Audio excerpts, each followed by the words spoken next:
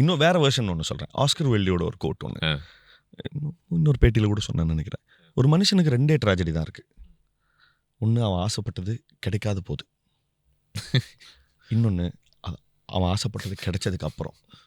And the second is the worst அப்படின்னு சொல்லுவாங்க. ஓகேவா? Very similar. ரெண்டுமே ஒன்று தானே.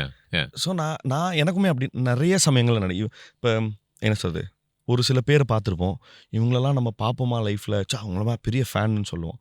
ஆனால் நம்ம இப்போது அவங்கள பார்க்குற சமயங்களில் அவங்க ரொம்ப ஆக்வர்டான நம்மளுக்கு வந்து ஒரு சுச்சுவேஷனில் நம்ம உட்காந்துருப்போம். என்னன்னா, அவங்க நம்மளுக்கு ஏதாவது ஒரு ப்ரொபோசலை ஒன்று கொடுத்துருப்பாங்க, அதை நம்ம ஏற்று பண்ண முடியாத நிலமையில இப்போ எப்படி நோ சொல்லுது. ஏன்னா உங்களுக்கு இந்த மீட்டிங் வர்றதுக்கு முன்னாடி அவங்கள பார்க்குறதுன்றது என்னோட வாழ்நாள் எய்மாக இருந்திருக்கும். பட் இப்போ ஆசைப்பட்டது கிடைச்சதுக்கு அப்புறம் உங்களுக்கு நிராகரிக்கிற எவ்வளோ பெரிய கஷ்டம் இல்லையா? ஸோ நான் என்ன நினைக்கிறேன்னா, கரெக்ட். நம்ம ஆசைப்பட்டது ரஜினி சார் சொல்கிறார் இல்லையா, என்ன கட் அவுட்லலாம் வந்து பாலாபிஷேகம் பண்ணுவாங்களான்றது என்னோட எய்ம் தான். அதுதான் வாழ்க்கையில் ஒரு மிகப்பெரிய லட்சம்.